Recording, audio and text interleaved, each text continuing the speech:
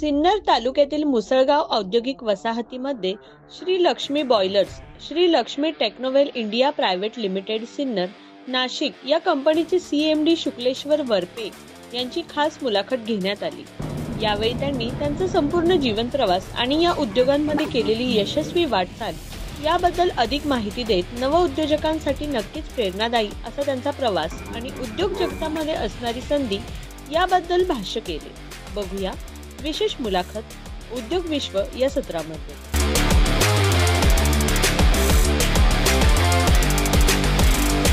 माझे नाव अरबाज हारून शेख, मी इथं design and production head म्हणून काम करतो। स्टार्टिंगला मी जेव्हा जॉईनिंग केलं तेव्हा प्रोडक्शन इंजिनियर म्हणून काम केलं 2 वर्ष। त्याच्यानंतर परत क्वालिटी इंजिनियर म्हणून इथं 2 वर्ष काम केलं आणि आता रिसेंटली मी 1 वर्षापासून डिझाईन अँड प्रोडक्शन हेड म्हणून जबाबदारी सांभाळतो। माझ्या अंडरमध्ये 2 असिस्टंट इंजिनियर आहेत जे की डिझाईन डिपार्टमेंट सांभाळतात आणि क्वालिटी इंजिनियरमध्ये 2 जण आहेत, प्रोडक्शनमध्ये 1 जण आहे। इथं काम करायला मला खूप चांगलं वाटतं। लास्ट 5 ते 6 इयर्स पासून माझे इथं मी काम करतोय। इथलं जे एन्व्हायरमेंट आहे हे खूप चांगलं आहे काम करायला, आणि काम करताना जो टीमचा जो सपोर्ट भेटतो तो खूप चांगला आहे। इथं जे शिकायला भेटते जसं बॉयलरमध्ये झालं, थर्मिक फ्लो ऑडिटर झालं, hot air generator, hot water generator, reactors झाले, हे याच्यामध्ये मला आवड होती पहिल्यापासून आणि त्याच्यामुळं मी ह्याच फील्डमध्ये BE मेकॅनिकल इंजिनिअरिंग झाल्यानंतर मी ह्याच फील्डमध्ये जॉईन करायचं आणि इथंच अनुभव घ्यायचा म्हणून ठरवलं। तेव्हापासून मी ह्याच फील्डमध्ये इथंच सरांच्या गायडन्सच्या अंडरमध्ये काम करतो आहे आणि सरांपासून मला खूप काही शिकायला भेटतं। याच्यानंतर पण मी माझं पूर्ण योगदान देईल। काम करताना जे काही माझ्या क्रिएटिव्ह थिंकिंग्स असेल किंवा मला काही नवीन करायची इच्छा असेल ते सगळं मी इथं इम्प्लिमेंट करायची पूर्ण काम करतो। या ठिकाणी अजून काहीतरी जर बघायला गेलं तर काही कामगार देखील आपल्यासोबत, आपण त्यांना विचारूया काय नाव तुमचं आणि किती दिवसापासून काम करत, कसा तुमचा अनुभव? आणि सर्वात जुना कामगार आहे, 2013 पासून काम करतो। सर आम्हाला चांगल्या पद्धतीने गाईड करतात, जे काम नसेल ते समजून सांगतात, अशा पद्धतीने काम आम्ही करतो। तुम्ही समाधानी इथे काम करता? हो, समाधान। बरं, ओके ओके, धन्यवाद। क्या नाम है आपका और कितने दिन से यहाँ पे काम करते हैं और कैसा यहाँ का अनुभव कैसा है आपका? मेरा नाम सोनी गुप्ता है। मैं यहाँ पर 8 साल से काम कर रहा हूँ। 2016 में ज्वाइन किया था। यहाँ पर हर चीज़ अच्छा है, काम करने का एक्सपीरियंस मेरा बहुत अच्छा रहा। मैं बहुत यहाँ पे सीखा काम, तरह तरह के जॉब बने और बहुत बढ़िया एक्सपीरियंस रहा। क्या काम करते हैं यहाँ पे? यहाँ पे मैं फिटर हूँ, फिटिंग करता हूँ, बॉयलर फिटिंग करते हैं, वेसल फिटिंग करते हैं, रिएक्टर फिटिंग करते हैं, कॉइल फिटिंग करते हैं, बीटी कन्वेयर फिटिंग करते हैं। ओके, यहाँ पे सर का गाइडेंस आपको मिलता है? हाँ, बहुत गाइडेंस मिलता है। हमारे गुरु जैसे हैं, सिखाते भी रहते हैं, कहीं पे तुरंत बताते हैं, बहुत डाउन टू अर्थ है। कहीं पे थोड़ा भी प्रॉब्लम हुआ हर जगह सपोर्ट करते हैं। लाइफ में फैमिली में भी कोई प्रॉब्लम हुआ तुरंत सपोर्ट। तो आप सेटिस्फाइड है काम करने में? सर्टिफाइड है, तभी तो सर इतना साल से काम कर रहे हैं। ओके ओके ओके, चलो थँक्यू। तर आपण इथे संपूर्ण आहोत ज्या ठिकाणी वर्किंग चालू असतं। आपल्यासोबत अजून जर बघायला गेलं तर काही स्टाफ वर्कर्स आहेत, त्यांच्याशी आपण संवाद साधूया। किती दिवसापासून आणि कसं इथे कामाचं? माझा इथे 8 वर्षांचा एक्सपिरियन्स आहे। माझे नाव स्नेहल आहे। मी इथे बॅक ऑफिसला काम करते आणि ओव्हरऑल एक्सपिरियन्स म्हटलं तर इथला एक्सपिरियन्स खूप छान आहे। तर आमचं पण खूप चांगलं इंटरॅक्शन होतं, खूप साऱ्या गोष्टी शिकायला मिळतात आणि मी या फील्डमध्ये ॲज अ फ्रेशर म्हणूनच जॉईन झाली आहे। जस्ट कॉलेजनंतर इथे जॉईन केलं, बट खूप साऱ्या गोष्टी शिकायला मिळतात आणि खूप सपोर्ट मिळतो सर्वांनी। थँक्यू।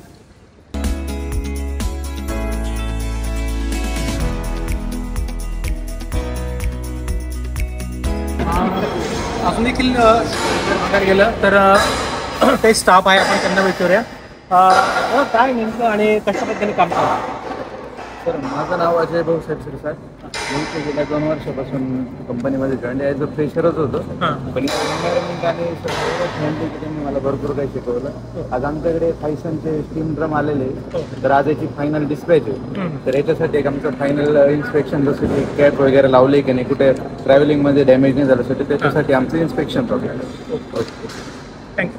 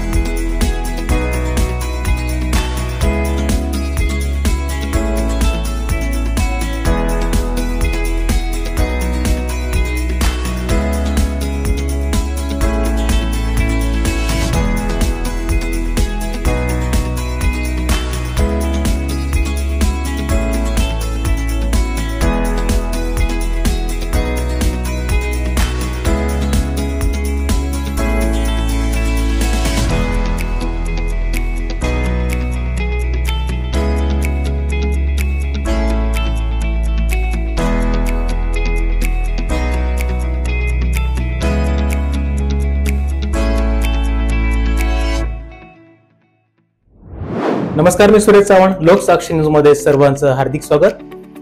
उद्योग विश्व या सत्रामध्ये आपण विविध उद्योजकांच्या मुलाखती घेत असतो. नवीन नवीन त्यांचा एक जीवन प्रवास देखील असतो, त्यांचं एक प्रोडक्शन असतं आणि त्या माध्यमातून जर बघायला गेलं तर समाजामध्ये त्यांचं कुठेतरी एक नावलौकिक देखील असतं. आज देखील आपण सिन्नर मुसळगाव MIDC मध्ये आलेलो आहोत आणि या ठिकाणी श्री लक्ष्मी टेक्नोवेल इंडस्ट्रीचे owner CMD Shukleshwar Warpe sir आपल्यासोबत आहेत. तर त्यांचा देखील एक प्रवास आहे आणि त्यांच्याकडनं बऱ्याच गोष्टी आपण जाणून घेतोय.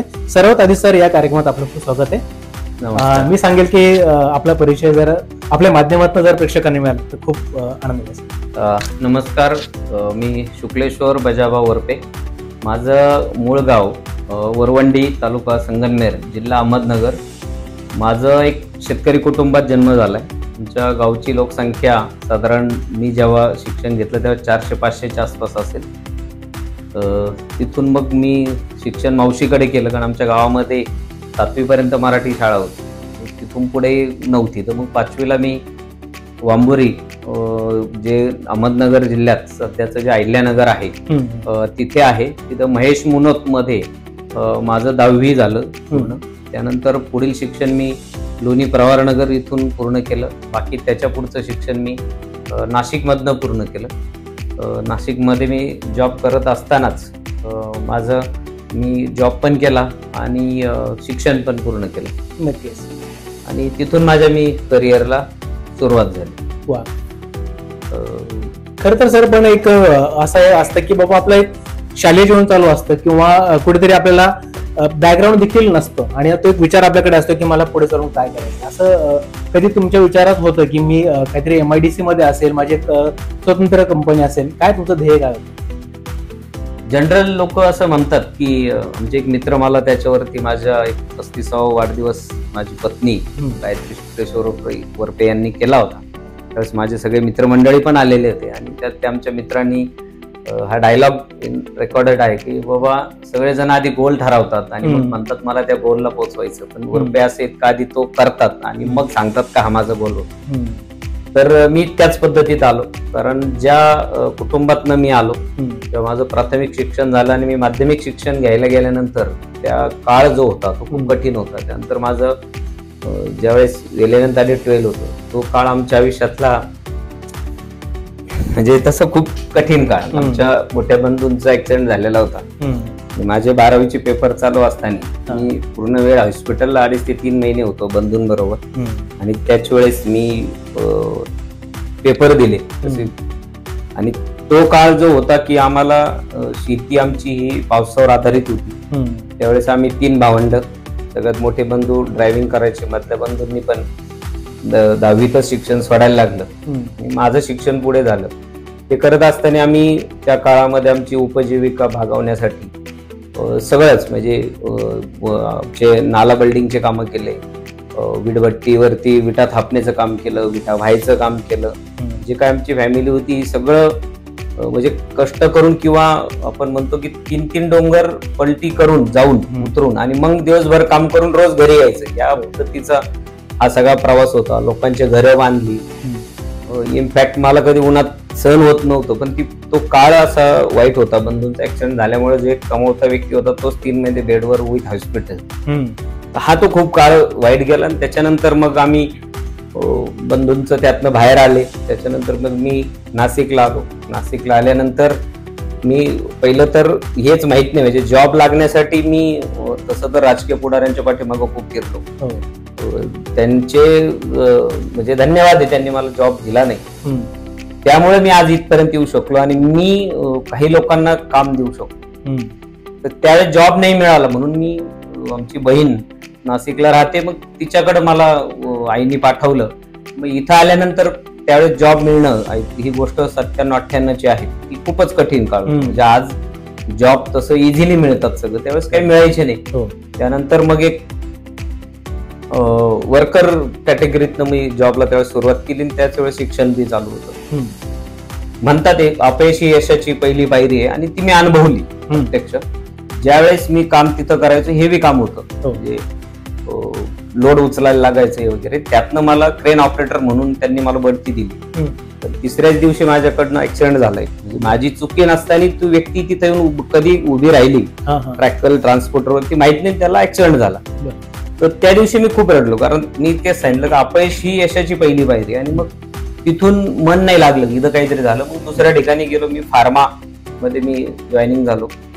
फार्मामध्ये जे मला गुरुवर्य लोक जे लाभले, ज्यांच्यामुळे मी घडलो किंवा त्यांनी मला जी शिकायची संधी दिली, कारण नशिबाने सगळ्यांना सगळ्या संधी मिळतात असं नाही. माझे देवकर साहेब होते, अजून आमचे दुसरे बाकी साहेब लोक होते, यांनी मला खूप सपोर्ट केला. इव्हन कंपनी मालकांनी खूप सपोर्ट केला. त्याच्यामध्ये म्हणजे असं कुठंच नव्हतं, कारण प्लॅन नवीन होता आणि सगळी परमिशन होती काही पण करण्यासाठी. म्हणजे असं नव्हतं की बाबा तुम्ही हे करा किंवा हे करू नका. तेवढा ट्रस्ट त्या साहेबांचा होता. त्यांचा ट्रस्ट म्हणजे त्यांच्या समोर बोलणं किंवा त्यांच्या कॅबिन मध्ये जाणं, कारण he is a advocate person आणि त्यांच्या मिसेस डॉक्टर, ते म्हणजे सोपं नव्हतं. पण गेलो आणि ती डेअरिंग आहे. एक आई वडिलांनी आयुष्यात शिकवलेली गोष्ट दुसऱ्यांनी जर सोन्याची सरी घातली म्हणून आपण दोरीने फास नाही घ्यायचा. म्हणजे मी ज्यावेळेस नाशिकला आलो होतो त्यावेळेस मला भाड्याला यायला पण पैसे नव्हते. आईने 2-4 कोंबड्या विकल्या, त्यातनं मला नाशिक येता आलं. तिथून पुढे खरं सुरुवात झाली. तर त्या काळात जेव्हा मला तिथं फार्मामध्ये जॉईन काम करायला मिळालं, त्या लोकांनी मला खूप सपोर्ट केला. आणि स्वतः साहेबांनी तर ज्यावेळेस काही एक प्रॉब्लेम घडला, कोणाकडनं होत नव्हता, जेव्हा मी सांगत होतो तर त्यांना मी तो प्रॉब्लेम सॉल्व्ह केल्यानंतर त्यांचा जो ट्रस्ट बसला ना, तर मला सगळीकडे परमिशन होती की तू कर. आणि मी कॉम्प्युटरचा सी पण हा माहित नव्हता. त्या काळात मी तिथं कॉम्प्युटरला हँडल करायला मिळालं. त्याच्या आधी असं काहीच नव्हतं. तिथून मग जेव्हा माझं दुसऱ्या कंपनीमध्ये जॉईन होण्याचं झालं, त्यावेळेस आमचे मित्र आणि जे आमचे मॅनेजर होते, आमचे व्हेंडर फॅक्टरीचे चौधरी साहेब म्हणून होते, त्यांनी मला जॉईन केलं. त्याच्या वेळेस मी त्यांना सांगितलं मी येईल, पण आमच्या बंधूंनाही जॉईन करायला लागेल. मग आमच्या मधल्या बंधूंनाही आम्ही जॉईन करून घेतलं. त्यावेळेस गावी काही नव्हतं. त्यानंतर माझी खरं तिथं झालं, तर तिथं माझी खरं झालं करिअरला मोठा टर्निंग पॉईंट. आमचे जे माझे गुरु किंवा मी जे काय आज आहे, ते आमचे राजगोपालजी मुंदडा यांच्यामुळे काय आहे मी आज. कारण इंडस्ट्री काय असते, इंडस्ट्री कशी चालवतात किंवा काय हँडल करायचं, एक वर्कर पासून तर मालकापर्यंतचे कामं हे मी तिथं शिकलो. मी तसं माझं शिक्षण इलेक्ट्रिकलचं, पर्यायाने फार्मात गेलो. फार्मामध्ये मला हॉबी असल्यामुळं मला एक ती क्युरियोसिटी की मी कुठलंही काम हे चॅलेंज घेऊन पुढे जायची माझी पहिल्यापासून तयारी आहे. फार्मामध्ये ए पासून झेड पर्यंत सगळे कामं केलेली. रॉ वॉटर येण्यापासून तर इंजेक्टेबल बनण्यापासून, IV बनण्यापासून, liquid oral, tablet, capsule, ointment हे सगळे डिपार्टमेंट मी हँडल केले स्वतः. मला तिथे एक्साईज किंवा FDA वगैरे पण हँडल करायला मिळाले. आणि साहेबांनी मला मुलासारखं जपलं. त्यांनी ज्यावेळेस मी जॉब सोडला आणि त्याच्यानंतर मी माझ्या बॉयलरचा हा हॉबी जी आहे ती मला त्या फार्मामध्येच लागली. कारण तो असा विषय होता की जनरल बॉयलरचं हे काम काळं होणार असतं, कुणी त्या बॉयलर मेंटेनन्स डिपार्टमेंटचे जायचे. मी 2 दिवस आणि 3 रात्री कंपनीतच थांबलो होतो. आणि तो प्रॉब्लेम मी सॉल्व्ह केला. कारण सगळे कंटाळले की याला काही होत नाही, काहीतरी भुताटक्की झाली म्हणे आणि हे काही होणार नाही. आणि मग मी त्यांना म्हटलं आपण असं केलं तर चालेल, कारण हा बाळकडू मला आमच्या वडिलांकडनं मिळाला. कारण आमचे वडील त्या काळचे डिझेल मेकॅनिक होते. डिझेल मेकॅनिक म्हणजे हे शिकलेले प्रॅक्टिसनी मेकॅनिकल. आणि तो एक बाळकडू म्हणजे लहान असतानाच मी रेडिओ खोल, त्याला वायर जोड, हा छंद माझा पहिल्यापासून. किंवा कधी एखादा पेपर आला त्यावेळेस आमच्याकडे गावावर पेपर यायचा खेड्यावर, म्हणजे जो खाऊ बांधून येतो त्याच्यामध्ये येणारा पेपर, त्या पेपर पण वाचायचं तर तिथंच मिळायचं वाचायला. असं ते असल्यामुळे मला तिथून पुढे मी त्या करिअरला सुरुवात केली. आणि म्हणून मी बॉयलर फील्ड हे आवडतं फील्ड माझं, म्हणून मी याच्यात आलो. जनरल ह्या फील्डमध्ये मराठी माणसं कुणी यायला तयार होत नाही, पण मी आलो आणि मी याच्याकडे माझी हॉबी म्हणून पाहिलं. मी याला बिझनेस किंवा हे मॉडेलला मी त्यावेळेस पाहिलं. मग सर्व्हिस इंडस्ट्री करता करता तसंच मॅन्युफॅक्चरिंग मध्ये माझं हे झालं. मग काही कंपन्यांबरोबर मी डीलरशिप घेतली त्यांची, त्यांचं मार्केटिंगला काम करत राहिलो. आणि मग त्याच वेळेस मी मॅन्युफॅक्चरिंग स्टार्ट केलं. हो. त्यात हे सगळं करत असताना 2002ला लग्न झालं. जनरल सगळे म्हणतात की सेटल झालं का मग लग्न करायला पाहिजे. म्हणजे मी तर या माध्यमातून सांगेल की मी आजपर्यंत ह्या गोष्टींचा कधीच विचार नाही केला. आणि मी हेच सांगेल की तुम्ही स्वतःवर विश्वास ठेवा, तुमच्या कर्मावर विश्वास ठेवा. कारण कर्म सारखं कुठलीच दुसरी गोष्ट नक्कीच. ज्यांनी तुम्हाला शिकवलं, ज्यांच्यामुळे तुम्ही पुढे आलात, त्या लोकांना तुम्ही तुमच्या आयुष्यात कधीच सोडलं नाही पाहिजे. ह्या गोष्टी सांभाळल्या पाहिजे. मी त्या सांभाळतो आजही. नंतर 2002ला माझं लग्न झालं. लग्न झालं तर म्हणजे माहित नाही त्यांनी काय म्हणून मला दिलं ते त्यावेळेस कारण आमच्या गावात फोन पण नव्हता. हे लग्न झालं तर फोन करायचा असेल किंवा निरोप द्यायचा असेल नाशिकवरनं साधारण 8-9 किलोमीटरवर एक गावात निरोप द्यायचा आणि तिथून मग घरी निरोपीला जाणार, मग ही दुसऱ्या दिवशी येणार, असं आमचं होतं. लग्नाआधीचा काळ तर त्यांच्या घरी फोन होता, इकडे कंपनीत फोन असं व्हायचं. जेव्हा लग्न झालं तिथून मग माझ्या ते मी हार्डली 2 वर्षामध्ये जॉब सोडला. सर्व्हिस इंडस्ट्री चालू केली. मॅडमने बॅक ऑफिस सांभाळलं. मॅडमला बॉयलर बऱ्यापैकी माहिती आहे कारण ऑफिसच घरी होतं. तिथून उद्योग व्यवसायाला सुरुवात केली. माझं दिवसभर बाहेर फिरणं असेल, वेळ देणं न असेल, ऊन वारा पाऊस, म्हणजे मी बाईकवरती एका दिवसामध्ये नाशिक टू सिन्नर, सिन्नर टू पुन्हा दिंडोरी, तिथून इगतपुरी, ह्या असं सगळं याच्यात करत फास्ट काम केलं. याच्यात त्यांनी म्हणजे वेळ न दिला तरी त्यांनी ती सोबत दिली. मग तिथून पुढे 2005ला मी बॉयलर मॅन्युफॅक्चरिंग स्टार्ट केलं, ज्याच्यामध्ये छोटे बॉयलर असतात, बाकीचे वेसल्स असतील, प्रोसेस इक्विपमेंट असतील, रिॲक्टर्स असतील, ते सुरू केलं. त्यानंतर मग 2005 ते साधारण 2007 पर्यंत आम्ही सर्व्हिसेसमध्ये जास्त काम केलं. तिथून पुढे सर्व्हिस इंडस्ट्री कंटिन्यू ठेवून 2007ला मॅन्युफॅक्चरिंग मध्ये केलं. 2009ला मी पहिला प्लॉट घेतला.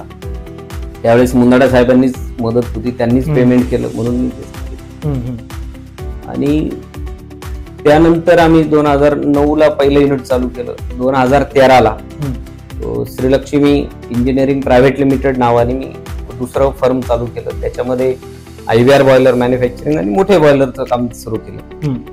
त्याच्यामध्ये आमची घोडदौड झाली. सुरुवातीच्याच काळात युनियन झाली. युनियनचा सगळा इम्पॅक्ट तो पुढे गेला. त्यानंतर 2017ला काही आमच्याकडे डायरेक्टर डिस्प्यूट झाले. Okay, that is the part of business and life. त्याच्यातनं आम्ही पुढे आलो या सगळ्यातनं. त्याच्यानंतर आम्ही 2019ला श्रीलक्ष्मी टेक्नोवेल इंडिया प्रायव्हेट लिमिटेड हे नवीन फर्म नाव केलं. कारण विषय असा होता की इंजिनिअरिंग हा पार्ट फक्त एक इंजिनिअरिंग असं वाटायचं आणि आम्ही काम टेक्नॉलॉजी बेस करतो म्हणून मग आम्ही ते श्रीलक्ष्मी टेक्नोवेल इंडिया प्रायव्हेट लिमिटेड. तर ते नावही मिळण्यासाठी आम्हाला बरेच कसरत झाली, पण आम्ही ते केलं. 2019-20 नंतर पुढे 2020 कोविड आला. कोविडच्या ह्या सगळ्या ह्याच्यात मोस्टली आम्ही कॅपिटल इक्विपमेंट मध्ये काम केलं. कॅपिटल इक्विपमेंट म्हणजे काय, नवीन काय होणार आहे त्याच्यासाठी जास्त काम होतं आणि एक्झिस्टिंग इंडस्ट्रीमध्ये ते थोडं कमी लागतं. त्यावेळेस आम्हाला तो एक मोठा इम्पॅक्ट होता. पण आमच्या अनुभव होता आणि स्वतःवरचा विश्वास याच्यावरनं किंवा आई वडिलांचा आशीर्वाद, आम्ही ज्या महालक्ष्मीच्या वरनं मी नाव ठेवलं, त्या महालक्ष्मीला मानतो तिच्यावर पूर्ण सोडतो. पण आधीही कधी जे काही आयुष्यात प्रसंग आले त्याच्यात सुद्धा ज्यावेळेस तिचा धावा केला, तिनं आपल्याला त्यातनं मार्ग दाखवलाय आणि स्वतःवरच्या याचा की आपल्याला वाईट कधी कोणाचं करायचं नाही आणि आपण चांगलं काम करत राहायचं. समोरच्याला काय वागायचं हा ज्याचा त्याचा प्रश्न आहे, त्याच्यावर आपल्या हातात नसतो. या पद्धतीत आम्ही श्रीलक्ष्मी टेक्नोवेलची घोडदौड सुरू केली.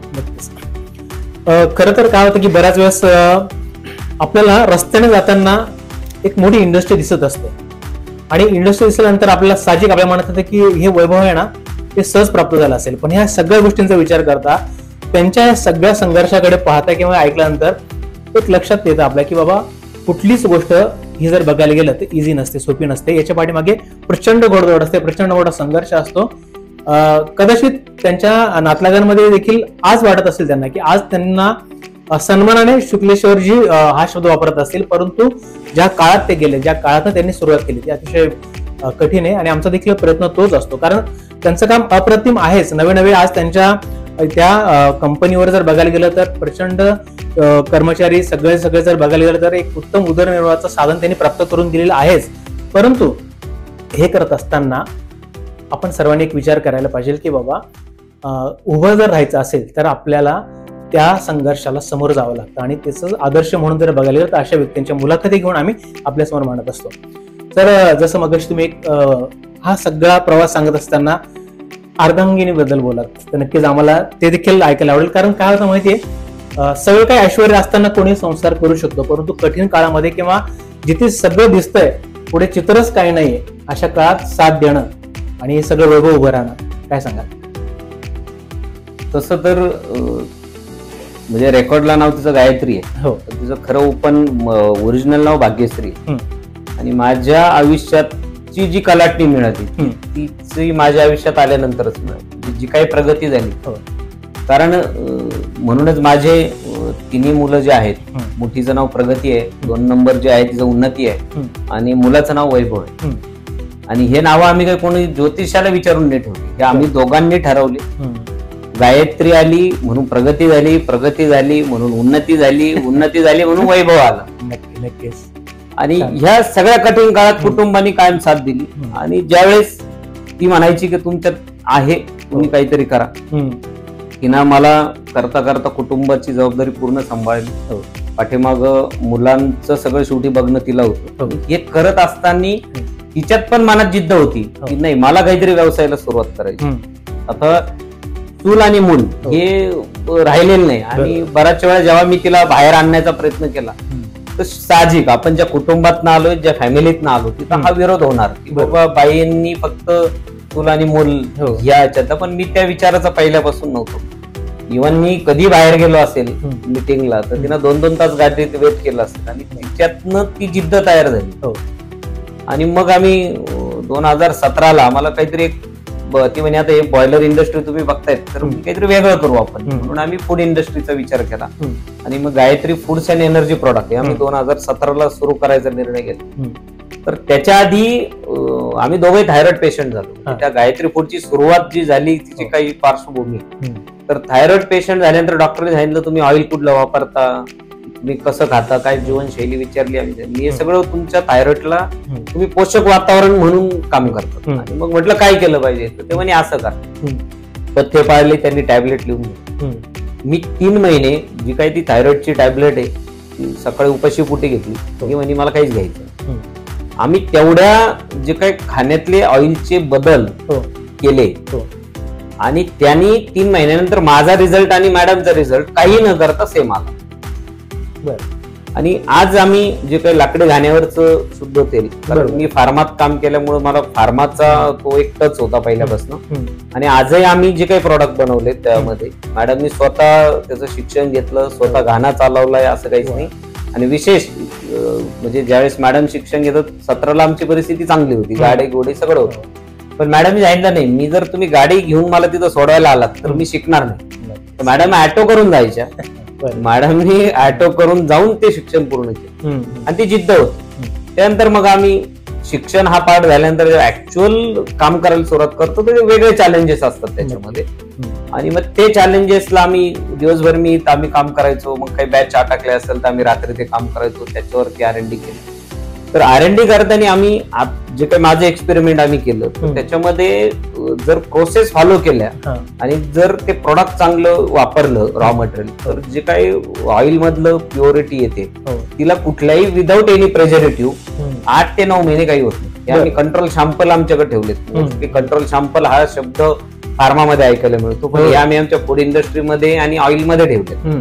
आणि ते आमचं बऱ्यापैकी त्याच्यामध्ये तो सक्सेस फॅक्टर मिळाला.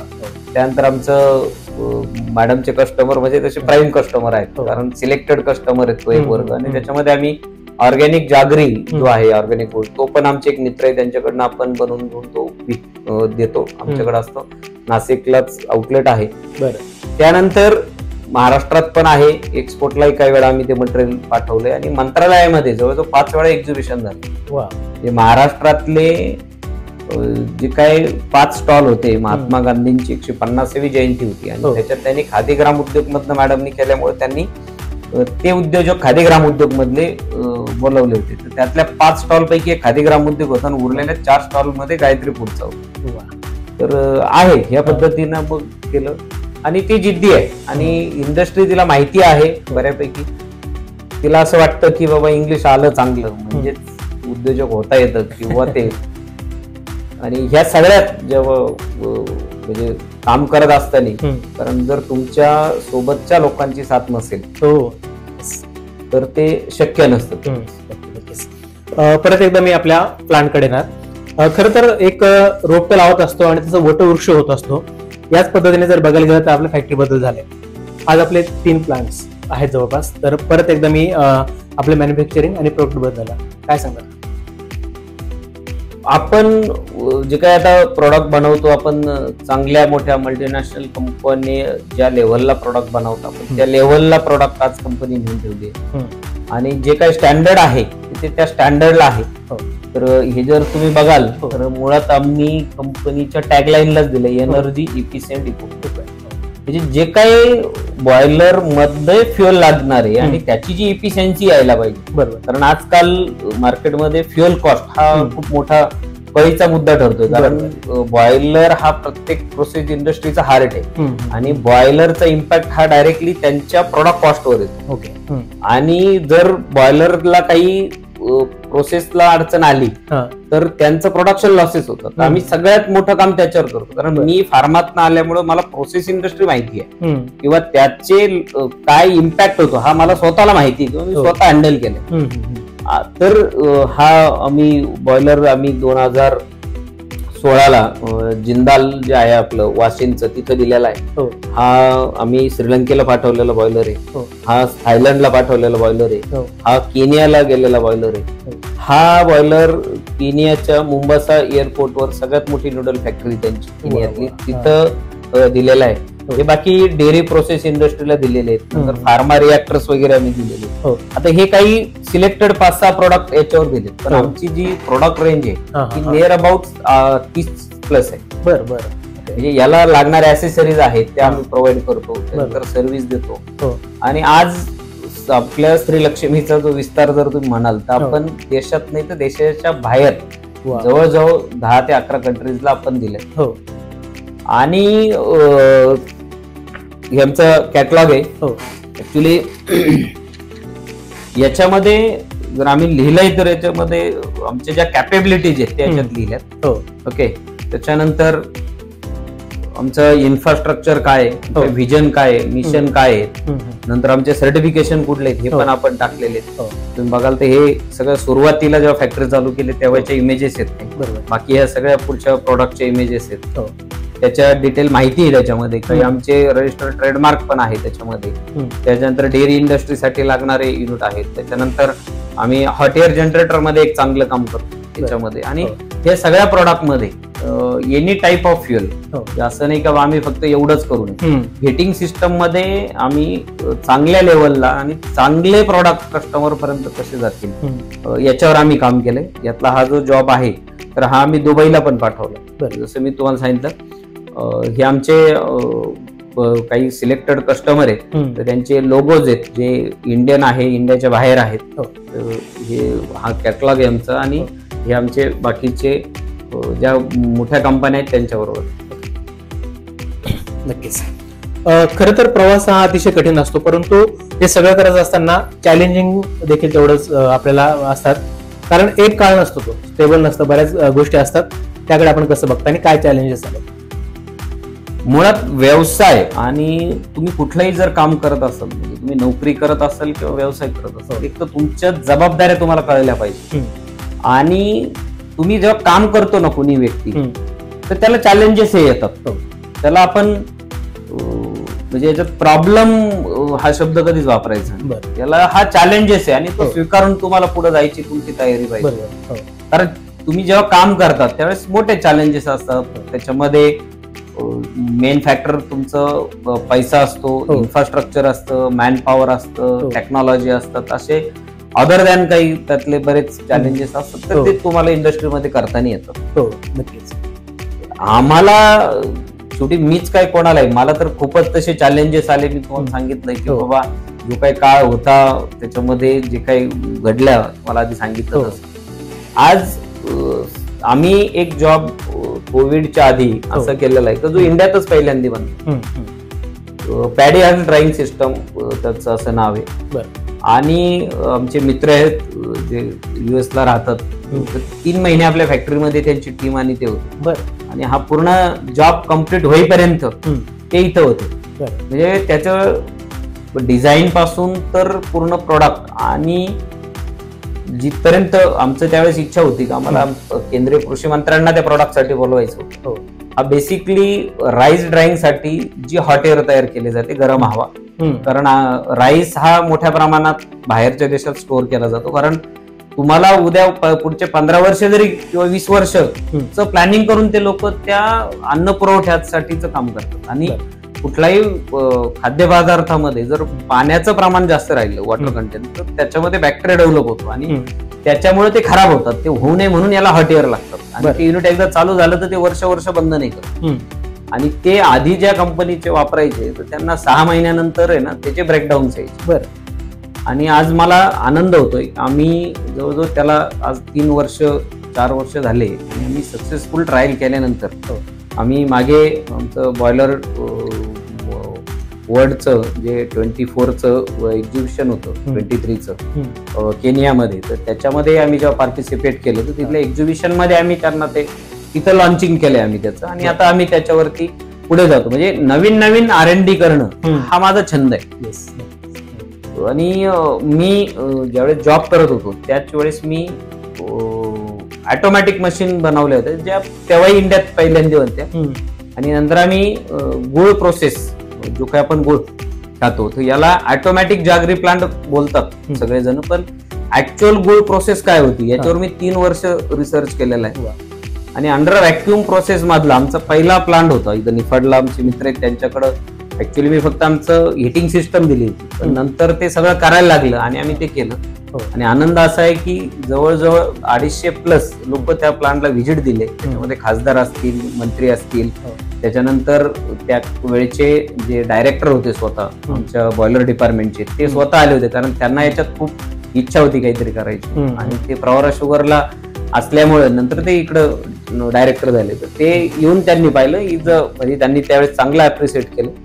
आणि त्याच्यात त्यावेळेस आम्हाला खूप ऑपॉर्च्युनिटी होत्या, पण आम्ही नाही केला. कारण आम्हाला माहिती आहे की चुकीचं काम नाही करायचं. म्हणजे एखाद्याला आपल्या फायद्यासाठी दुसऱ्याला तोट्यात घालणं ही आई वडिलांची शिकवण पहिल्यापासून, आणि ते आपण कधीच करत नाही. आणि मग राहिले चॅलेंजेस, तर चॅलेंजेसला मी अजिबात घाबरत नाही. म्हणजे एवढे काही चढ उतार पाहिलेत आयुष्यात. म्हणजे इव्हन मी 2000 माझ्या मते 2021ला बँकेला ऑफिशियल पत्र दिलं होतं तर तुम्ही आमचं अकाउंट NPA करा, कारण माझ्याकडनं काही प्रॉब्लेम सॉल्व्ह होत. पण बँकेने जो सपोर्ट केला आणि त्यांनी सांगितलं तुमचं प्रोडक्ट चांगलं आहे, तुम्ही चांगले, जे काही तुम्हाला अडचणी आल्यात याच्यावर मार्ग काढा, काहीतरी मार्ग निघेल. म्हणजे आयुष्यात जेव्हा मी इथपर्यंत आलो ना, पत्नीची तर साथ लाभली, त्याबरोबर बाकी लोकांची बरीच साथ लागली. त्याच्यामध्ये कामगार असतील किंवा कर्मचारी असतील किंवा मित्र असतील किंवा जसे बँक असतील, यांनी सगळ्यांनी सपोर्ट केला. म्हणजे जरी मी आज या लेवल पर्यंत पोहोचला असेल तर याच्यामध्ये सगळ्यांचे हात आहेत. आणि मग तिथून ती सुरुवात झाली. आणि मग त्यांनी बँकेने सपोर्ट केल्यामुळं मला तिथून पुढे काही डायरेक्शन घेता आले. त्यातनं मी या सगळ्या चॅलेंजेस करून आज बाहेर आलो. आणि सांगायला आनंद होईल की आज आपल्याकडं थायसन ग्रुप हा जो मोठा ग्रुप आहे त्याचं नाव आता TKIL प्रायव्हेट लिमिटेड झालं. तर त्यांनी आपल्याकडे इन्स्पेक्शन केलं आणि त्यांनी आपल्याला अप्रूव्हल दिलं आणि आपण ते सक्सेसफुली बनवले आणि ते आज डिस्पॅच पण झाले. म्हणजे तो बनवताना चॅलेंजेस आले, म्हणजे जे तुम्ही सांगितलं त्या घाबरत मी कुठंच नाही. चॅलेंजेस आहे कारण स्वतःवर विश्वास आहे, स्वतःच्या कर्मावर विश्वास आहे. आपण कधी कोणाचं वाईट केलं नाही तर भगवंत कधीच आपलं वाईट करणार नाही, ही पूर्ण प्रचंड माझी धारणा. देवावर भक्ती आहे, त्या महालक्ष्मीवर आहे, त्याच्यामुळे मी त्याच्यावर मात करत पुढे येतो. नक्कीच. आणि हा सगळा प्रवास सुरू असताना आपली दखल देखील घेतली जाते. म्हणजे आपण औद्योगिक वसाहतीमध्ये काम करत असताना जसं त्यांनी उल्लेख केला की वेगवेगळे चॅलेंजेस असतात आणि त्याला फेस करत असतो, नवे नवे त्याचं डेव्हलपमेंट होत असते आणि याचाच विचार करून आपल्याला काही संस्था असतील किंवा बऱ्याच ठिकाणी सन्मानित देखील केलं जातं आणि आपल्याला असे पुरस्कार देखील मिळाले. तर त्या पुरस्कारासाठी माणूस काम करत नाही, परंतु दखल घेते आणि एखादी ज्यावेळेस आपल्याला अशी वस्तू मिळते पुरस्काराच्या रूपाने त्याची जबाबदारी वाढत असते. त्याबद्दल ऐकायला आवडेल. तुम्ही जेव्हा काम करतात ना आणि जेव्हा तुम्ही एक काहीतरी चांगलं काम केल्यानंतर आहे ना त्याचं फळ तुम्हाला देव देतो. मग तो मानवी रूपात देव येऊन तो द्यायला लावतो किंवा ती जी शक्ती आहे त्या शक्तीपुढे कोणीच नाही, तर त्यातनं त्या देतात. जेव्हा आपण चांगलं काम केलं ना तर त्याला आपल्याला अप्रिशिएट केलं जातं.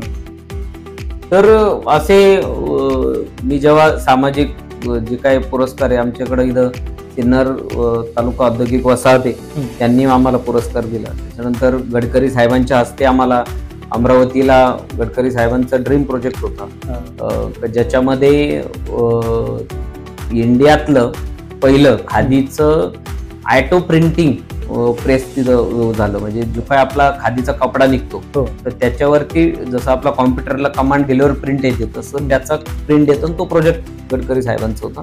तर तिथं आपण बॉयलर दिला आणि आपण देताना एक सामाजिक बांधिलकी किंवा एक नेशनसाठी काहीतरी करायचं राहतं ह्या दृष्टिकोनातनं आपण ना नफा ना तोटा ह्या बेसवर तो बॉयलर आपण त्यांना दिला. आमचे मित्र त्यांना आठवलं म्हणजे तो तसाही तो संपर्क मॅडमच्या माध्यमातून झाला. खादी ग्रामोद्योग जे ग्रामोद्योग अधिकारी आहेत चेसरे साहेब म्हणून, त्यांनी म्हणे आमची अशी अशी अडचण आहे असं असं आहे पण आमचं बजेटच एवढं आहे म्हणे याला काय पर्याय काढता येईल. साहेब ज्या कुणी व्यक्तीने काय केलंय मी त्यातनं कमेंट नाही करणार पण शेवटी तुम्हाला जर चालवायचं असेल तर हे सगळं लागेल. मग आम्ही वाटाघाटी केल्या आणि मग म्हणे बा एक तुम्ही सगळं काम करतात एक आमच्यासाठी सामाजिक काम म्हणून तुम्ही हे करा. आणि मग त्यावेळेस त्यांना शब्द दिला साहेब म्हटलं मी फक्त मॅन्युफॅक्चरिंग कॉस्ट घेत तुमच्याकडनं काहीच घेणार नाही. आणि ह्याच्यावरती ऑर्डर झाली. तिथं मला त्यांनी गडकरी साहेबांच्या हस्ते मला पुरस्कार देऊन सन्मानित केलं. म्हणजे मी त्यांचे धन्यवाद मानतो. म्हणजे आज आणि गडकरी साहेब उद्योगात कायम नेहमीच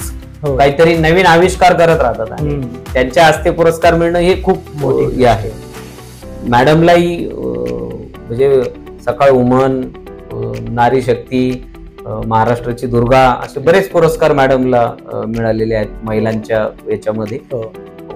नक्कीच आपला व्यवसाय जसा वाढत जातो तसं आपलं आणि तुमचा तर स्वभावच आहे की R&D म्हणजे सतत काम करत राहणं किंवा नवीन काय आपल्याला करता येईल असं संशोधन करत राहणं. काय विजन सर अजून पुढे आपलं? माझं मी जे काही छोटंसं रोपटं लावलंय मी जेव्हा कंपनी किंवा ऑर्गनायझेशनकडे बघतो मी हा फॅमिली बिझनेस म्हणून कधीच बघत.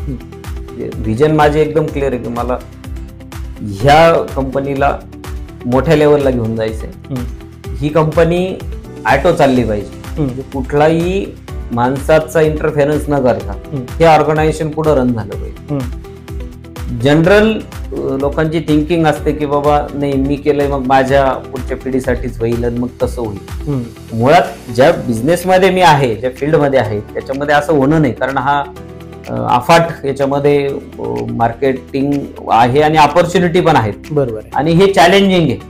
उत्तर महाराष्ट्रातलं हे एकमेव IBR बॉयलर मॅन्युफॅक्चरिंग युनिट आहे जे छोट्या इंडस्ट्री पासून तर मोठ्या इंडस्ट्री पर्यंत बॉयलर पुरवठा करतं. आणि याच्यामध्ये अजून ऑटोमायझेशन काय करता येईल ज्याच्यातनं सगळ्यात महत्वाचं शेवटी कुठलीही इंडस्ट्री चालवायची तर तिला एनर्जी लागते इंधन लागतं पण ती एनर्जी सेव्हिंग करून आपण एक नेशन साठी काय काम करू याच्यावरती माझा मेन फोकस राहणार. नक्कीच. शेवटचा आणि महत्वाचा प्रश्न सर, खरं तर एक उद्योजक ज्यावेळेस एखादी कंपनी उभी करतो त्याच्या मागे प्रचंड मेहनत असते आपण ऐकले जे आता आणि तो संघर्ष असतो पहिली गोष्ट. परंतु त्या कंपनीवर जर बघायला गेलं तर भरपूर कुटुंब जर बघितलं तर अवलंबून असतात. म्हणजे सर्वांची घरं जर बघायला गेलं तर थोडक्यात ह्या सगळ्या उद्योजकांवर चालत असतं हे आपण विसरून चालता का नाही. सर औद्योगिक वसाहतीमध्ये काम करत असताना चॅलेंजेस आहेत त्याला तुम्ही लोक फेस करत असतात परंतु सर्वात महत्वाचं म्हणजे याला लागणारा जो काही लाईट पॉवरचा विषय असतो रस्ते असतात.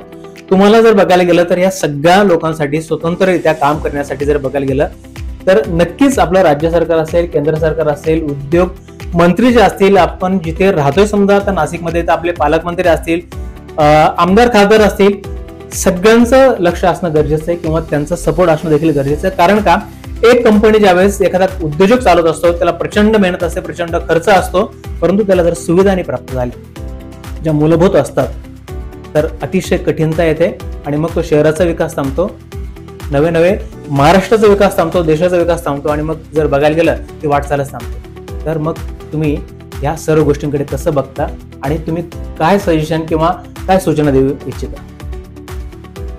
तसं आपल्या भारतात सगळ्यात जास्त जर प्रगत राष्ट्र म्हटलं तर महाराष्ट्र आहे. महाराष्ट्र हा इंडस्ट्रीच्या कायमच अग्रेसर राहिलेला आहे. जे काही राजकीय मंडळी आधीचे होते, आताचे होते, यांची दूरदृष्टी त्यातनं कायमच इंडस्ट्रीवर फोकस झालाय. आणि आताच्या सरकारमध्ये म्हणजे मोदी साहेब आल्यानंतर आणि जे आताचे सरकार आहेत यांचा mostly focus make in India आहे. आणि त्याच्यामुळं आज भारताला म्हणजे जगात सगळ्यात जास्त जर आशा आहे तर त्या भारताकडनं. बरोबर. कारण भारत हा असा जगातला एकमेव देश आहे की ज्यांच्याकडे यंग जनरेशन आहे आणि टॅलेंट हे भारतामध्ये खूप आहे. आणि त्याच्यामुळं इंडस्ट्रीला मोठा वाव आहे. फक्त या दृष्टीने मी एकच सांगेल की जो कोणी काम म्हणजे हे बघा, याच्यामध्ये कोणाला तरी काम करणे, कारण बिगर कामाचं कोणालाच काही मिळत. काम करत असताना ते जिद्दीने केलं पाहिजे, त्याच्यात झोपून देऊन काम केलं पाहिजे. आणि मुळात आपण एका देशासाठी काम करतो हा पण समोर उद्देश ठेवला पाहिजे. शेवटी कुटुंब ही आपली जबाबदारी आहे, पण त्याच्याबरोबर आपण देशाच्या पुढे कोणी नाही या दृष्टिकोनातनं काम केलं पाहिजे. दळणवळणाचा विषय शेवटी जे काही आपले राजकीय सगळे मंडळी असतात शेवटी यांच्या सपोर्ट शिवाय होत नाही. कारण जे राजकीय मंडळी जेवढे ऍक्टिव्ह तेवढं त्या भागाचा विकास. त्या मानाने मुंबई आणि पुण्याचा विकास झाला त्याच्या जर कम्पॅरिझन पाहिलं तर नाशिकचा विकास तसा फारसा झाला नाही. बरोबर. मला त्या बाकीच्या भूमिकेत जायचं नाही. पण राहिलं दळणवळण, आमची ही सिन्नर तालुका औद्योगिक सहकारी वसाहत आहे. इथं आमचे चेअरमन, व्हाईस चेअरमन आणि जे काही व्यवस्थापक असतील किंवा आमचे उद्योजक हे कायम एकमेकांच्या मदतीला धावतात. म्हणजे एखादा ऍक्सिडेंट असेल, काही असेल तर कायम मदत करतात. आणि आमची आज ही औद्योगिक वसाहत तशी पाहिली तर एकदम चांगल्या लेवलला काम करते. आणि आमचे जे काही संचालक मंडळ असेल, नामकरण जे आवारे साहेब आहेत, आत्ताचे सध्याचे chairman Sunilji Kunde vice chairman आहेत, कमलाकरजी पोटे व्यवस्थापक आहेत. म्हणजे एखादी कुठं फायर झालं तर ही सगळी मंडळी आधी जातात. आता आमच्याकडे जेव्हा आम्ही मोठा एक जॉब बनवला, जर्मन कंपनी आहे आणि तिथं बॉयलर आपले आहेत. बॉयलरची जी पुढचं ऑपरेशन आहे ते सुद्धा त्यांनी आपल्याकडेच दिलेलं. म्हणजे आपण गेले 2 वर्ष झाले तर ते बॉयलर इन्स्टॉल करून, चालू करून आणि पूर्ण चालवण्याची जी जबाबदारी त्यांनी ते आपल्याकडेच दिलेली. आणि आनंद वाटतो का एकदम चांगल्या लेवलला. तर ज्यावेळेस ते जॉब जायचे तर इथून जेव्हा एमएससीबीचा आम्हाला कायम अडचण असायची, कारण जॉबची हाईट असली की एमएससीबीच्या वायर आम्हाला अडचण यायची. आमचे नामकरणावर साहेब जे आहेत किंवा संचालक यांनी एमएससीबीच्या लोकांशी बोलून त्यांना सांगून तार वर करून घेतले आणि त्यानंतर पॉवर बंद करून आम्हाला जॉब काढून दिले. म्हणजे इतकं कोऑपरेशन आम्हाला आहे. आणि माझ्या मते तसं सिन्नर हे पुढच्या दृष्टीने महाराष्ट्रातलं सगळ्यात मोठं औद्योगिक शहर म्हणून ओळखलं जाईल असं नक्की विश्वास आहे. कारण दळणवळणाची जी सगळी साधने आहेत त्याच्या सेंट्रलाइजला सिन्नर आलेलं आहे. तर माझं म्हणजे जे काय राज्य सरकार असेल, केंद्र सरकार असेल, यांनी चांगलंच काम करतायत. पण याच्यात अजून काय चांगलं करता येईल, इंडस्ट्रीचे प्रॉब्लेम किंवा जे चॅलेंजेस आहेत इंडस्ट्रीला, की बाहेरच्या देशांमध्ये चायना आहे किंवा जपान आहे, त्या लोक ज्या धर्तीवरती इंडस्ट्रीला सपोर्ट करतात ऍज अ गव्हर्नमेंट, तसं सपोर्ट हा इंडियात व्हायला पाहिजे.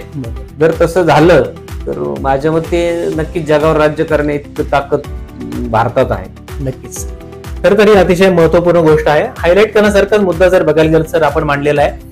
कारण सपोर्ट शिवाय होत नाहीये. खरं तर इतकी तळमळ जर तुमच्यासारख्या उद्योजक लोकांकडे जर असेल तर त्या पद्धतीने ह्या लोकांनी देखील किंवा सरकारने देखील सपोर्ट केलं आणि आवश्यक काय त्या ठिकाणी जर सर्वे केला आणि जी मदत पाहिजे किंवा ज्या गोष्टी सुविधा पाहिजे त्या जर प्रोव्हाइड केला तर नक्कीच विकसित राष्ट्र म्हणून 1 नंबरला आपण येणार, हे मात्र नक्की. अजून सांगायला एक याच्यात आनंद वाटेल की आमच्याकडं जी काय खाली कर्मचारी आणि कामगार वर्ग आहे, ह्याला प्रत्येक गोष्ट मी शिकवलेली. वा. आणि सगळे यंग जनरेशन आहेत, म्हणजे सगळे 40च्या खालचे आणि प्रत्येक इंडस्ट्रीचे हे असतं का आम्हाला शिकलेला माणूस पाहिजे, म्हणजे ज्याला सगळं येतं, रेडीमेड माणूस. आणि त्यामुळे नवीन जे काही इंजिनियर्स किंवा कॉलेजमधनं मुलं बाहेर येतात त्यांना शक्यतो इंडस्ट्रीमध्ये ना ऑपॉर्च्युनिटी नाही मिळत. माझा असा अनुभव राहिला आहे की माझ्याकडे जे काही इंटरव्ह्यूला आलेले मुलं फेल केले, पण कुठेतरी एक सामाजिक बांधिलकी म्हणून ज्यांच्या रेफरन्सने आले त्यांनी सांगितलं साहेब तुम्ही नाही यांना घ्या, ती मुलं आज खूप आहे. म्हणजे माझ्याकडे एक व्यक्ती जे 3 डिपार्टमेंटचा हेड आहे आणि आला तेव्हा त्याला इंटरव्ह्यू नाही, कारण शेवटी मुलगा जेव्हा इंटरव्ह्यूला जातो ना त्याला सगळं माहिती असायचं काही कारण असतं, कारण शिकून कोणीच येत नाही आणि तुम्हाला शिकण्याची तयारी, पण आज कोणाची शिकवण्याची तयारी नाही. माझं म्हणणं आहे की इंडस्ट्रीनी सामाजिक बांधिलकी म्हणून जी काही नवीन जनरेशन यांना शिकवलं पाहिजे आणि नवीन जनरेशननी पण ही काळजी घेतली पाहिजे की आपल्याला जर कोणी काही शिकवलंय तर आपण त्याच्या एक तो हे म्हणतो आपण की त्यांचं तेवढं जे आपल्यावरती उपकार आहेत ते विसरले नाही पाहिजे. ह्या पद्धतीनं काम झालं तर माझ्या मते इंडस्ट्री ग्रोथ होईल आणि जी काही एम्प्लॉयमेंट नवीन आहे यांच्यासाठी ते एक चांगल्या ऑपॉर्च्युनिटी राहतील असं मला वाटतं. नक्कीच. तर फार मोठी गोष्ट आहे सर, कारण आपण अशा लोकांना संधी देतो. आणि संधी का देतात? कारण सर प्रत्यक्ष त्या भूमिकेतनं आलेले किंवा त्या परिस्थितीतून जर बघायला गेलं तर वरती आलेलं. हा विचार जर मला वाटतं प्रत्येक उद्योजकाने केला तर नक्कीच अशा लोकांना एक संधी मिळेल काम करण्याची आणि तो कुठेतरी उभा राहील. त्याच्या माध्यमातून अजून बरेचसे लोक उभे राहतील हे मात्र नक्की. अजून एक याच्यामध्ये माझा एक कलिग आहे ज्याला मी जर्मनीला पोस्ट ग्रॅज्युएशन साठी रिकमेंडेशन दिलं. त्याच्यात टॅलेंट होतं, म्हणजे कोणाला जर पुढे जायचं तर मी कधीच थांबवत नाही. माझा दुसरा कलिग आहे तो आज मोठ्या कंपनीमध्ये मोठ्या हुद्द्यावर, ज्याला मी 3 वर्षामध्ये मी ॲज अ फॅक्टरी मॅनेजर पद दिलं. काही कारणास्तव त्याला, पण आजही माझ्याशी रिलेशन आहे आणि जो जर्मनीला गेलाय त्याचं पोस्ट ग्रॅज्युएशन कम्प्लीट झालंय आणि तो तिथं आता जॉब करतो. आणि मला अभिमान आहे की मी एक शेतकरी कुटुंबातनं जन्माला आलोय. काहीही नसताना ह्या सगळं उभं करण्यामध्ये मी माझे जॉब करताना जे काही पीएफचे पैसे मला मिळाले त्यातनं मी हे केलं. आणि आज व्यसन कुठलंच नाही, म्हणजे मला एकच व्यसन आहे, नवीन काय करता येईल, नवीन काय शोधता येईल आणि काम किती करता येईल. आणि आजही मी 16 तास 18 तास काम करण्याची माझी तयारी आहे आणि मी करतो, म्हणजे त्याबद्दल हे नाही. आणि याच्यामध्ये म्हणजे आई वडिलांचेच आशीर्वाद म्हणायचे की बाबा त्यांच्या शेतकरी कुटुंबात जन्माला आलो पण तिथं 2 वेळचं खाण्याची व्यवस्था नव्हती, जे तुम्ही सुरुवातीच्या याच्यात विचारलं की तुम्ही आले मग ध्येय होतं का, तर असं ध्येय काहीच नव्हतं, कारण ध्येय असायचं काही कारणच नाही. ज्या कुटुंबात जन्माला आलो, ज्या कुटुंबातनं खायचे वांदे आहेत आणि ज्या कुटुंबामध्ये आपण जर कामच नाही केलं तर खाऊ शकत नाही संध्याकाळी, अशा परिस्थितीतनं येऊन ध्येय ठेवणं हे इतकं सोपं काम नसतं. पण तो एक आहे की ज्यावेळेस कोणती तरी शक्ती आपल्या पाठीमागं असते तर मे बी आमचे आई वडील असतील यांचे आशीर्वाद होते, बाकी सहकार्यांची साथ होती, म्हणून मी इथपर्यंत येऊ शकलो. आणि पुढच्या काही काळामध्ये नक्कीच काहीतरी एक जो काही मी शिकलोय आणि हे मला ज्ञान द्यायला आवडतं, म्हणजे मी कधीच माझी गोष्ट त्याचा मला त्रासही झाला, काही लोकांनी माझ्याशी खोटं बोलून काही शिकले, त्याचा मला उलट म्हणते ना गुरुला गुरुदक्षिणा उलटी दिल्या जाते त्या पद्धतीत पण मिळाली. पण मी सांगत असो हा माझ्या लाईफचा पार्ट आहे आणि वरच्याला अजून मला याच्यापासून काहीतरी भक्कम बनवायचं असेल म्हणून तो ह्या गोष्टी घडवतो. ह्या दृष्टीतनं करून मग ती शिकवण्याची जी तुम्ही म्हटलं तसं माझी जिद्द कायम असते आणि मी कायम शिकवत राहतो. नक्कीच खूप साऱ्या गोष्टी. खरं तर एक नेतृत्व कसं असावं हे सर तुमच्याकडनं शिकावं, थँक्यू. एक ओनर कसा असावं हे देखील तुमच्याकडनं शिकावं. नवे मी कायम शिकत आहे आणि माझ्याकडनं कोणी शिकत राहावं ही भूमिका जर आपण आत्मसात केली तर नक्कीच एक यशस्वी उद्योजक उभा राहू शकतो हे मात्र नक्की. सर काय होतं की ह्या सगळ्या प्रवासामध्ये ना कोणाला तरी थँक्स म्हणायचं असतं किंवा काहीतरी मला त्यांच्याबद्दल 2 शब्द बोलायचे असतात. आणि आमच्या या कार्यक्रमामध्ये मुलाखतीमध्ये आम्ही ते एक सुविधा ठेवली की बाबा लगेच तुम्ही कॉल करा आणि त्यांना तुम्हाला जे बोलायचंय किंवा थँक्स म्हणायचं कोणाला सांगा. तसं तर थँक्स वरच्या भगवंताला म्हणायला लागेल, पण त्यांना कॉल लावून सांगू नाही शकत. आणि भगवंतानंतर जर खरे भगवंत असतात तर ते आई वडील असतात. तर सगळ्यात पहिला कॉल आई वडिलांना लावेल थँक्ससाठी. नक्कीच.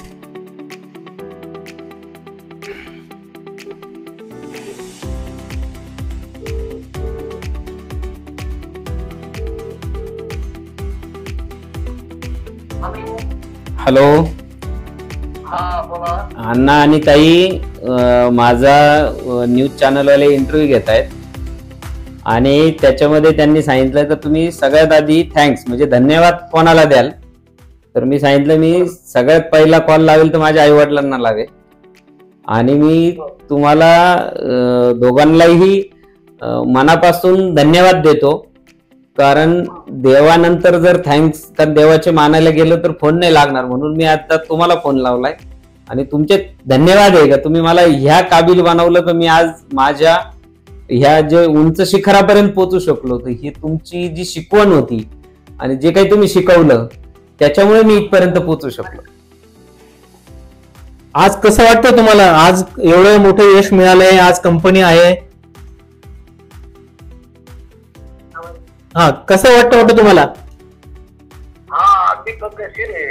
बरं, पण आज तुम्हाला आनंद होतोय ना की आज आपला मुलगा आज कंपन्या आहेत, सगळ्या गोष्टी आहेत.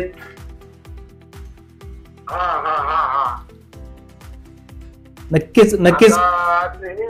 हा हा बर हा बर बर बर नक्कीच. पण एक असं म्हणतात की पुत्र व्हायचा याचा तिन्ही लोके झेंडा, बरोबर ना? हा, म्हणजे ते आज कर्तृत्व असं की म्हणजे नक्कीच तुम्हाला आज समाजामध्ये जर कोणी विचारलं तर आज एक ताट मानाने सांगता येते की आज मुलगा काय करतो किंवा आज मुलाचा वैभव काय, बरोबर की नाही? हा, बरोबर आहे ना. बरं, मग हे जसं म्हणतात की सार्थकता झाला आज तुमचं, बरोबर ना? जीवनाची सार्थकता आहे ना?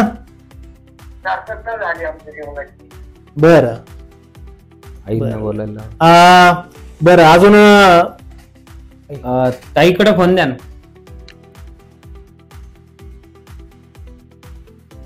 हॅलो. हॅलो. हा, म्हटलं आज मुलाखत घ्यायला आलो आम्ही न्यूज चॅनल कडनं.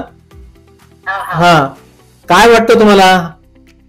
आम्हाला आनंद वाटतो, आमचं आनंद झाला, सार्थक झालं. बरं, त्यानं एवढ्या कमी वयात केलं, बरंच नाही केलं कमी वयाच्या हिशोबानं त्याच्या. बरं, हा, त्याच्यामुळे आम्ही सारं माहिती शिक्षण केलं त्यांना. बर बर बर, त्याचं सार्थक, त्याचं कौतुक वाटत आम्हाला. बर बर बर, नक्कीच नक्कीच नक्कीच. आणि असेच तुमचे आशीर्वाद त्यांना कायम राहू द्या आणि अजून त्यांची अशीच प्रगती होऊ द्या, असंच मी या निमित्ताने सांगेल. अहो, आम्हाला कितकं भूषण वाटतं, आनंद वाटतो, कौतुक वाटतं त्याच्या वयाच्या हिशोबाना. काहीच वय नव्हतं. अहो, आता कोणी शाळेत जास्त रडायचं शाळेत जायला, 4 वर्षाचा ना बस शाळेत जायला लागला तो. बर बर, हा हा हा, वाचायला लागलं तर आम्ही पुस्तकं ते लपून खायचे. इतकं त्याचं डोकं चालत, डोकंच नाही त्याला कॉम्प्युटर पेक्षा भारी. हा, नक्कीच नक्कीच नक्कीच. बर बर, शाळेत कोणतं काम करायचं, काही करायचं. शिक्षण आमचं खेडेगाव होतं, माझ्या बहिणीकडे शिकला तो. मावशीला काकाला अजून आनंद वाटतो, काका यायला तर तिथली एवढी वस्ती आहे तर कसं काय त्याला देव आल्यावर होतोय तो. त्याला सगळं येतं, बाया माणसाचं काम येतं, शेतीचं येतं, पेरायचं येतं, तो सगळंच कॉम्प्युटर आहे. वा वा वा, त्याला काय ते गरज येत नाही, त्याच्यामुळे आम्हाला सगळं कौतुक वाटत त्यांचं. मंडळी चांगली आहे, साथ देते, समाधान करते, मग त्याच्यामुळे दोन्हींचं संतुक असतं, चांगलं राहतं. एकच असतं नाही तसं नाही ना. बरोबर आहे, बरोबर आहे, खरं आहे, बरोबर आहे, ते महत्वाचं असतं. नक्कीच नक्कीच. हे तुमचे सगळे संस्कार आहेत म्हणून आणि आशीर्वाद आहे म्हणून जर बघायला गेलं तर त्यांना ते अर्धांगिनी पण तशीच मिळाली आणि त्या दोघांच्या साथीने हा सगळा व्यवसाय पण उभा राहिला. हा, धन्यवाद तुमचे आणि असे आशीर्वाद तुम्ही कायम राहू द्या. धन्यवाद धन्यवाद. ओके, धन्यवाद. ठीक ठीक, नक्की सर. दुसरा कॉल. अर्थात माझे गुरु, ज्यांच्यामुळे मी माझ्या आयुष्यातल्या काही गोष्टी करू शकलो किंवा त्यांनी सपोर्ट केला आणि जे काही त्यांनी शिकवलं म्हणून इथपर्यंत येऊ शकलो, तर त्यांना लावणार. नक्कीच माझे गुरु राजगोपालजी मुंदडा साहेब.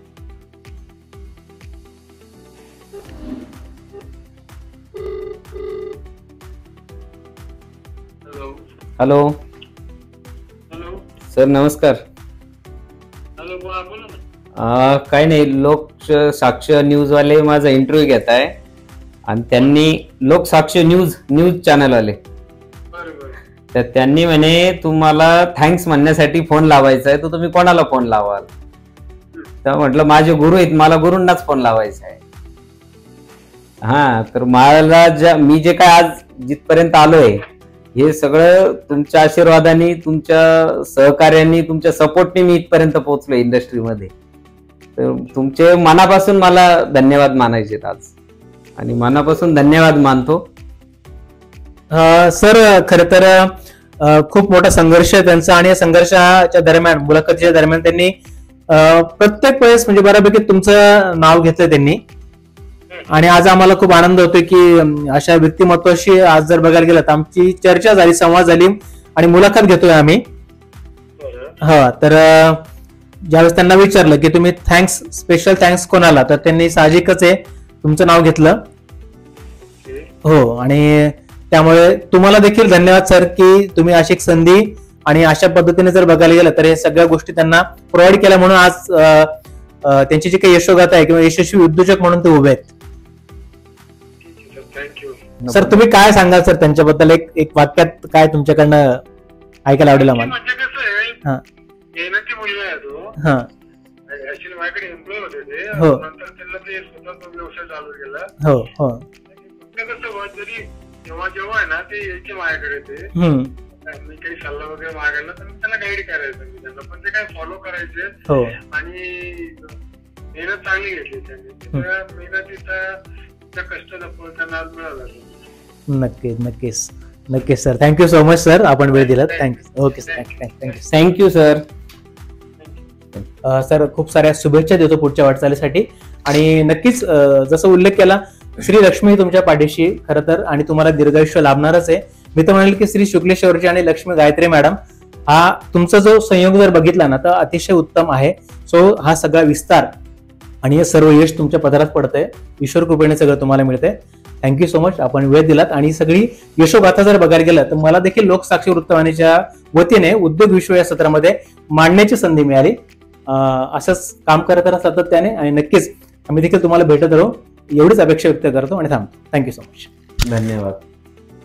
खरं तर आपण जसं मगाशी सरांची मुलाखत घेतली, या मुलाखतीच्या दरम्यान आपल्याला त्यांचा स्वभाव कळतो, परंतु इथे स्टाफ देखील त्याच पद्धतीने काम करत असतं. आपण त्यांनाच विचारूया. काही स्टाफ आपल्यासोबत आहे, काय सांगाल, कसं वाटतं तुम्हाला या ठिकाणी?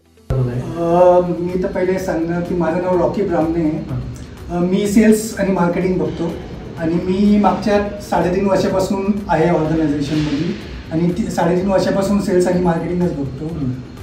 आपले प्रोडक्ट्स आहेत बॉयलर्स, जेवढे heating equipment, thermal fluid heater, hot air generators, hot water generators आणि फ्युल्समध्ये आपण सगळे फ्युल्स यूज करतो, जसं सॉलिड असू, ऑइल असू, गॅस असू, इलेक्ट्रिक असू. म्हणजे असं एक पद्धतीचं सगळे हिटिंग इक्विपमेंट्समध्ये आपण काम करतो आहे. बाकी IBR, नॉन IBR बॉयलर्स बनवतो. एक्सपोर्टमध्ये पण आपलं काम आहे. मागच्या 10-1 वर्षापासून आपण IBR मॅन्युफॅक्चरिंग करतो. आणि राहिली गोष्ट इथं अनुभव, तो अप्रतिम अनुभव आहे. साहेबांचा स्वभाव जसा जे समोर आहे ते तसे पाठीमागे पण आहे. ते खूप कोऑपरेटिव्ह आहे, खूप केअरिंग आहे त्यांचं नेचर. ते सगळ्या गोष्टी सगळं ॲज अ लिडर जसं असतात ना, सगळ्यांना घेऊन चालतात, तसे ते सगळ्यांना घेऊन चालतात. सगळं कोणी पाठीमागे राहिलं नाही पाहिजे याची काळजी घेतात. कोणाची काही अडचणी जे असतील ते म्हणजे 24/7 ते अवेलेबल असतात त्यांच्याच काय अडचणीला. पर्सनल असू, प्रोफेशनल असू, दोन्ही गोष्टीसाठी ते अवेलेबल असतात. आणि त्यांचा स्वभाव म्हणजे एकदम माझ्या फॅमिली मेंबरसारखं ट्रीट करतात बाकी सगळ्यांनी. धन्यवाद. Okay, thank you.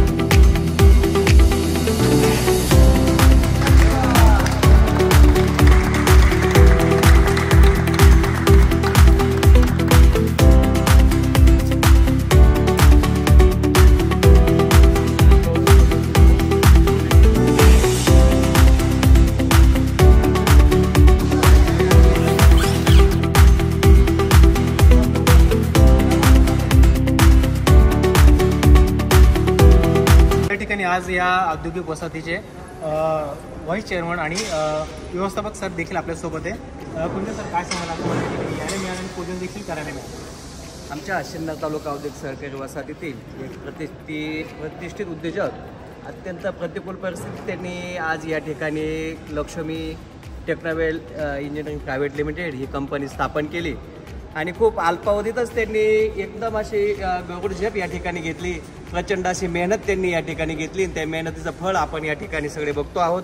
त्यांनी बॉयलर क्षेत्रात आज नाशिक जिल्ह्यात एकदम असं मोठं नाव कमवलेलं आहे आणि त्याचबरोबर त्यांनी आता एक बॉयलरसाठीच परंतु पुण्यास्थित एक कंपनीला मोठमोठे बॉयलर ते या ठिकाणी मॅन्युफॅक्चर करून देत आहे.